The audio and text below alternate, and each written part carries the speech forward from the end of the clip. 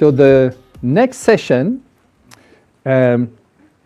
is is about, I have a big website, right? How can I scale organic search for enterprise website? And what is interesting is not only the way I can optimize my SEO if I have a big website, it's also because most of the time, all the tips and tricks and all the rules, not all of them, but some of them can be applied to smaller websites. So for everybody, it's going to be really interesting to understand how we can handle this. And for this, I would like you to welcome Tania from Botify and Roberto from Farfetch.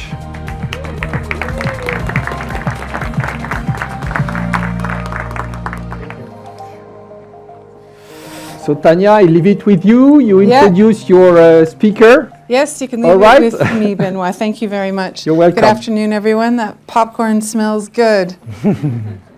And Roberto, hello again. Hi. Welcome. Thank you for being here. So I am Tania Van Soest. I am the Global Head of Content Strategy and Communications at Botify. And I have the absolute pleasure of sitting down today with Roberto Graciano, Senior Technical SEO Manager at Farfetch, a leading player in the global fashion retail industry, as I'm sure you all know, where he oversees the technical SEO efforts for the company worldwide. A responsibility he approaches with great passion and commitment as he aims to further establish the brand as a leading force in online retail, in online luxury retail. On a more personal note, in his free time, Roberto enjoys riding motorcycles, in particular his Ducati Cruiser, and he currently holds the non-official record for the most tattoos in the SEO industry. Non-official. Challengers welcome to apply. Yeah. All right, so today we're sitting down again to further discuss scaling organic search for enterprise websites, tackling challenges, and embracing Google's evolution. So let's get into it once again. Yeah. So leading the global technical SEO efforts of one of the world's leading luxury fashion e-commerce marketplaces, of course, is going to come with its fair share of challenges, opportunities for experimentation, leadership, and hopefully some big wins too. Yeah, we hope for that. So let's start with the challenges. What are some of the more persistent challenges that you have encountered or continue to encounter in terms of technical SEO implementation as it relates to personalization? Yeah, so before starting, I feel these sessions are really good. Feels like a therapy for SEOs because we are here talking about issues and opportunities, but talking specifically about Farfetch and the challenges that we have. There are many. I think Dina from Premier Inn did an amazing job sharing that we are still working in foundations. And when we talk about websites so big as Farfetch, foundations are still a thing after 15 years. So when we realize how hard it is to move a website of that size to the right path, you start to understand that the smaller things can make a huge difference. And as you said, Farfetch mantra is the user come first, which is great, right? I mean, everyone in the industry is moving towards the user first approach for content, for PR, and even for page interaction. We have several languages that, facilitate or improve the user experience.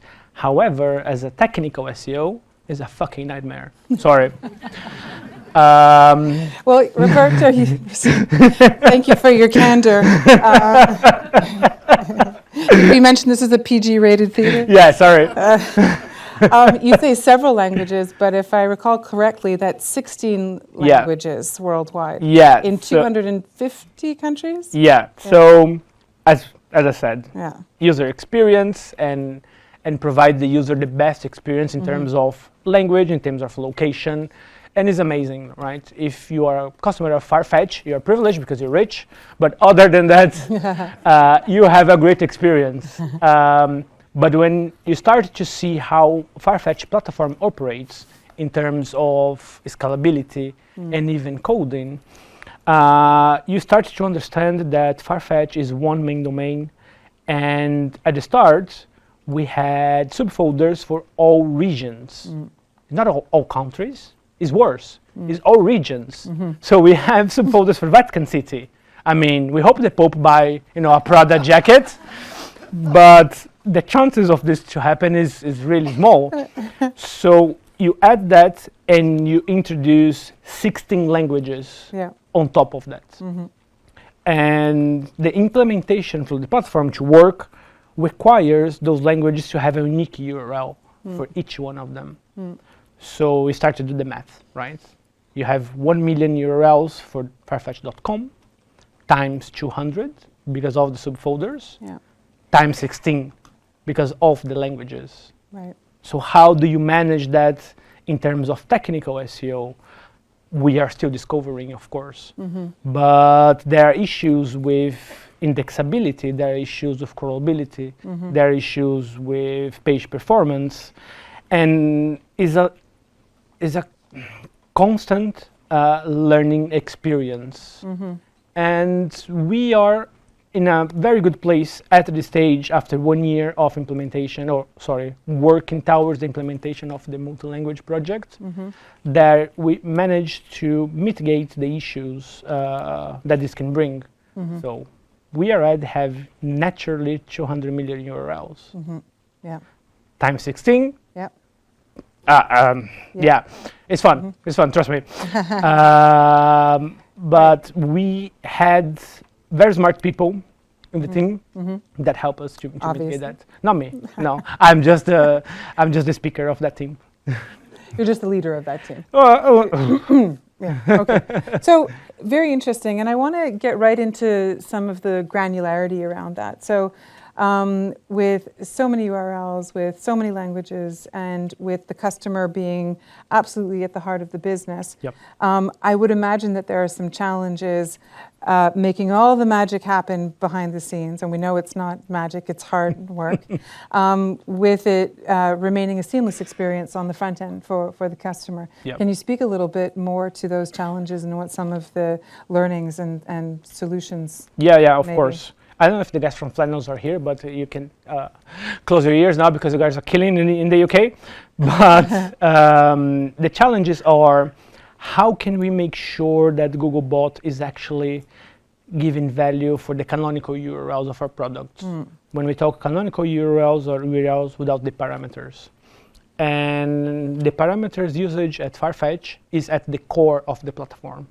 And there's a reason for that. The business module is that we don't hold any stock.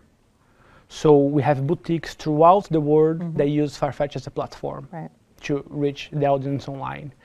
So if you are in Italy, and when you load a page or a product on Farfetch, we're going to try to match you with the closest boutique to you that has the better price. So it means that one PDP can have several different prices based on your location.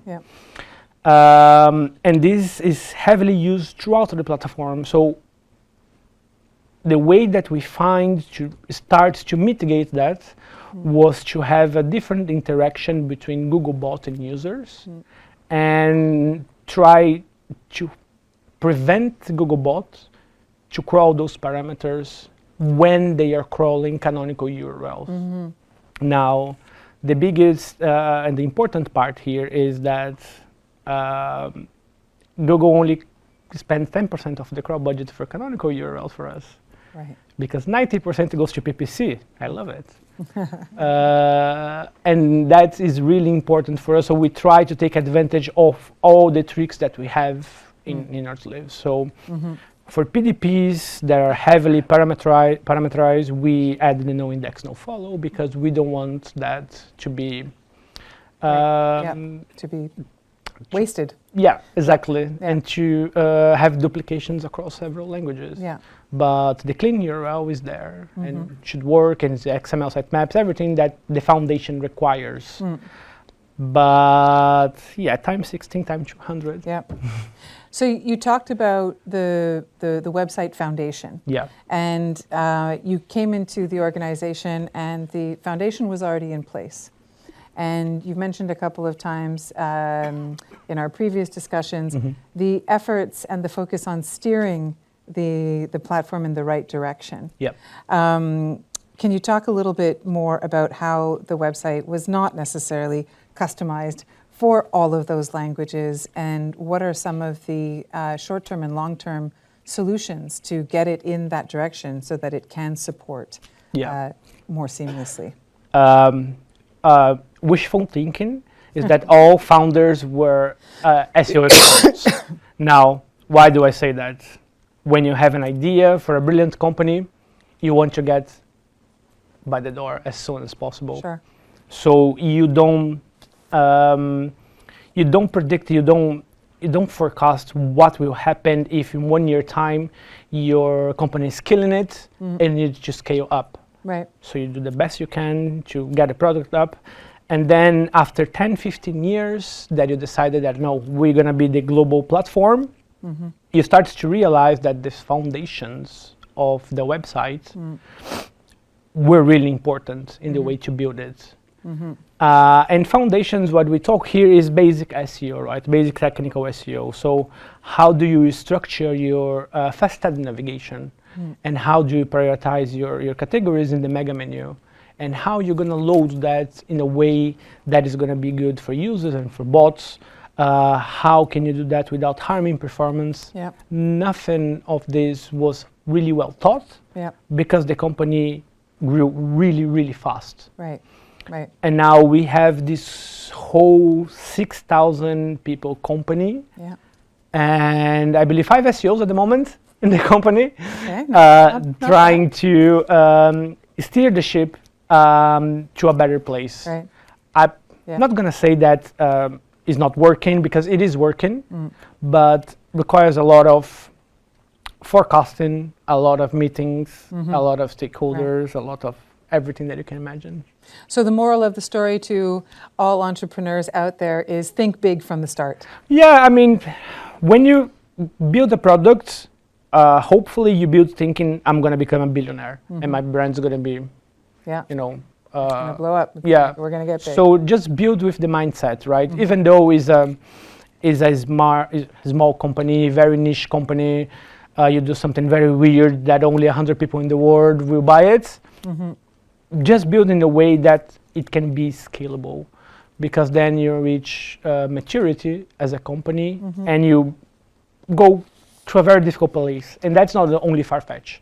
Most of enterprise websites have the same challenge. Sure.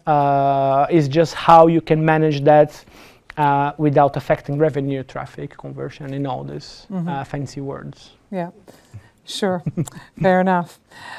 So with all of these, big lifts to steer the ship in the right direction, and a small team, a lean team, as you described, how do you prioritize? I know that for you personally, demonstrating ROI and results is important to get additional investment, hopefully to grow your team accordingly.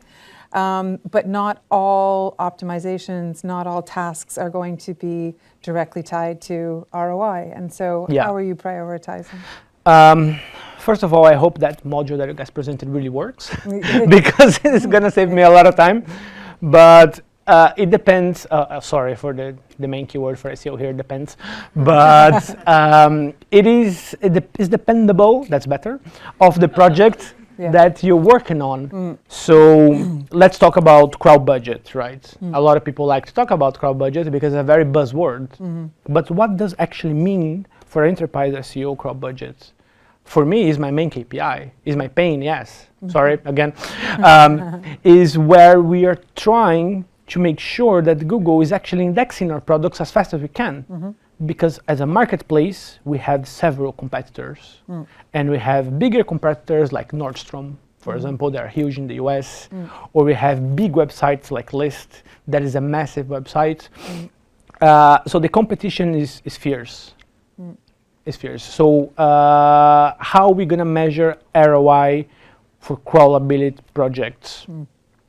I don't know. I mean, We do have an idea on how to do that.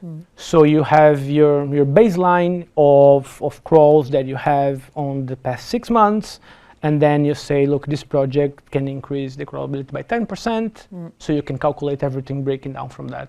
So 10% more crawls means X amount of page visits, times conversion, times AOV equals GTV. Yeah. Is it perfect?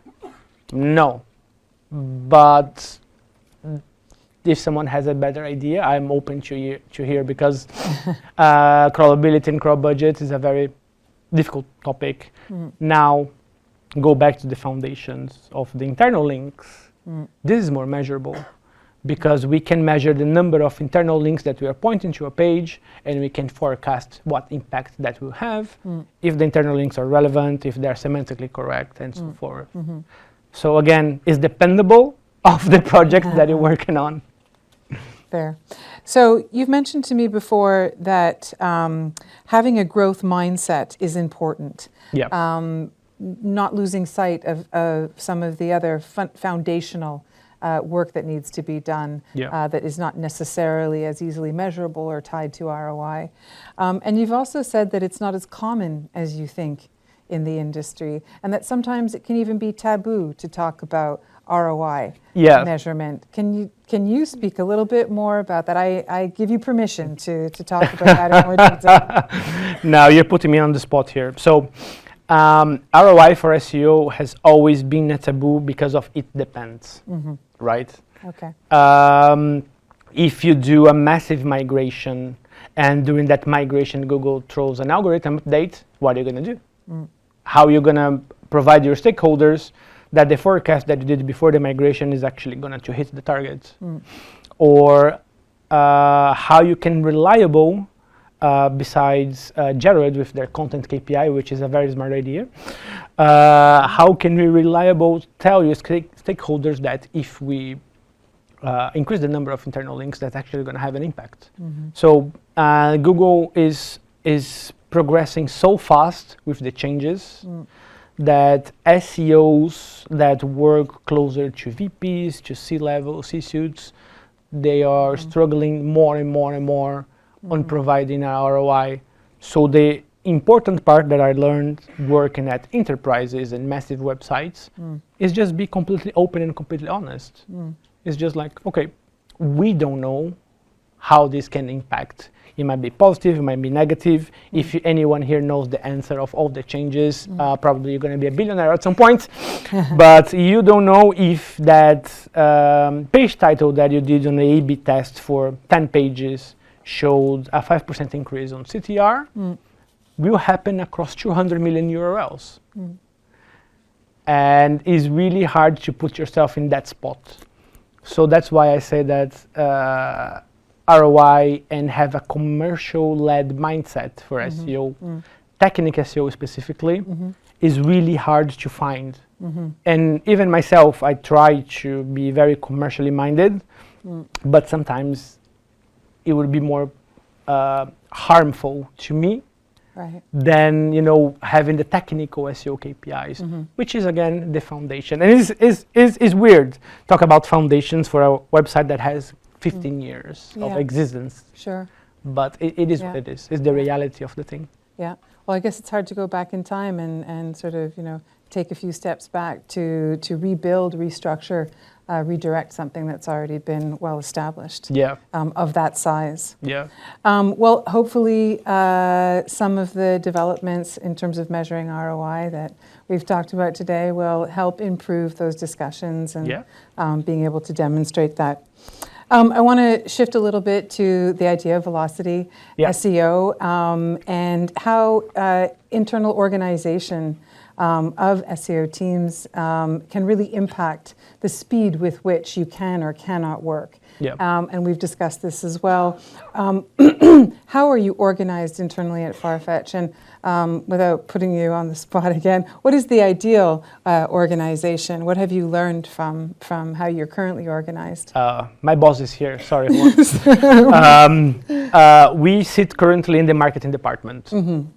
Not great. As a technical SEO team, we want to have the product-led mindset. Ideally, a technical SEO team for enterprise should have their own engineers, their own PMs, their own squads. Just in terms of deployment and velocity, because being on the marketing side of things, we compete with several business cases from PPC for linguistic services, for CRM, and social, and then SEO. So is not the same beast, let's put it like that, where PPC can shift really quickly in terms of revenue. We're going to spend more here because we believe, or we're going to hit this. SEO is not like that.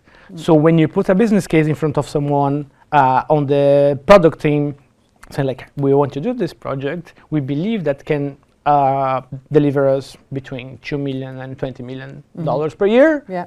And they say, are you confident on that? Internally, Yeah. we ask them, nope. But externally, of course, we are confident in that. But then you see a PPC or linguistic service saying we're going to make $100 million. How the hell we're going to get prioritized? Yeah. So that's the challenge for, I believe, any enterprise or any SEO team that sits in marketing, and specifically technical SEO, which is way closer to coding, engineering, and development than actually marketing. Yep. Because we don't deal directly with the customers. Our biggest customer is Googlebot. And you know, we need to treat like that. Yeah.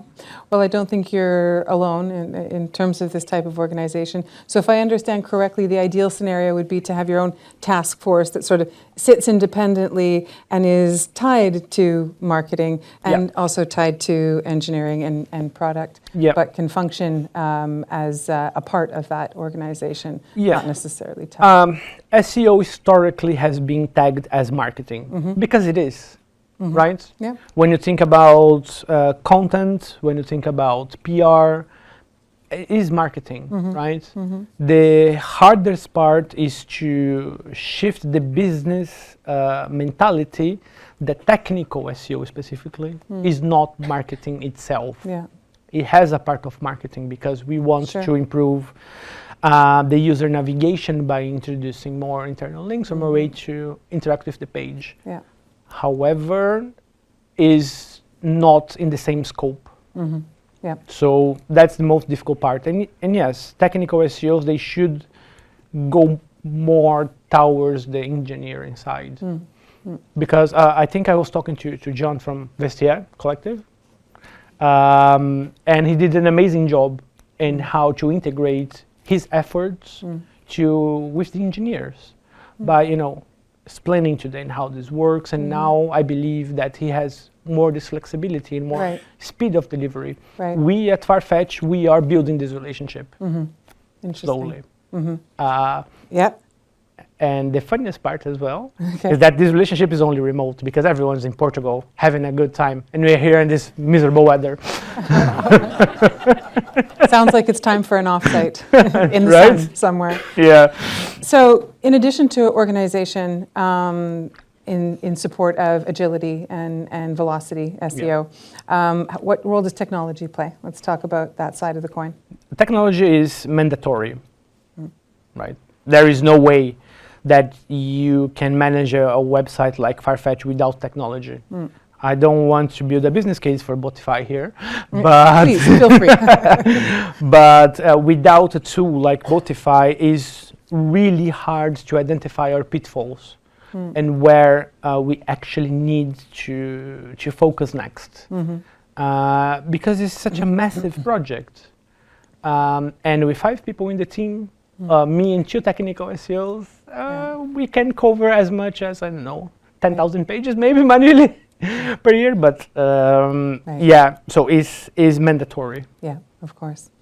And so on that note then, what are some of your key learnings and even challenges, things that are still getting in the way, some of the successes that you'll continue to build on, that will continue to feature as part of your landscape as you grow and as you prioritize with still a lean team?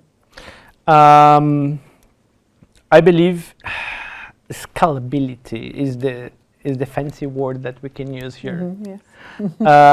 We can leverage, and we should leverage, technology to really focus on scalability. And I know that it is a hot keyword. Everyone wants to talk about scalability, but the truth is, to shift 200 million pages, you need that. So you use things like Botify to identify the problem that you have, and after today, we can still use Botify again to speed up the indexations of the pages with speed workers. And you unfortunately rely on that as an enterprise SEO, and it can be quite expensive as well. Can we talk about budgets here? But that's later. Yeah, okay. That's enough. I think we're at time. We are at time, but I have one more question that I would like to get to. So, and it's with regard to Google. So as they move closer to large language models and bypass the middleware, such as Farfetch, what opportunities does this actually present to you, and how can you capitalize on this? Yeah, so Dave from Trendline touched on the topic and how Google destroyed the CTR after introducing train tickets in the SERPs. And it's fairly obvious that Google is now shifting towards something similar for products.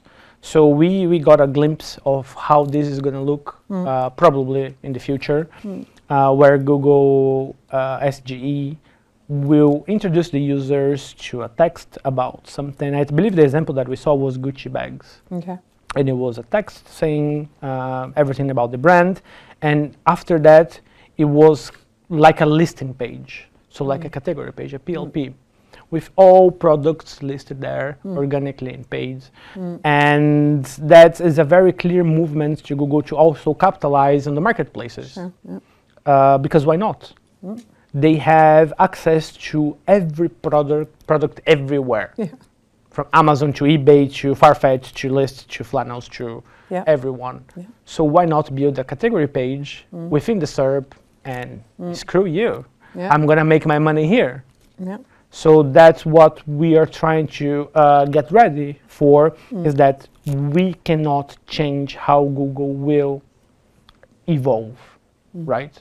But we need to be ready to capitalize in that evolution by implementing better PDP's experience. How can we provide the user to the best match product? Because someone brought a new boots. I forgot the name of the person. Sorry. Rebecca. Today.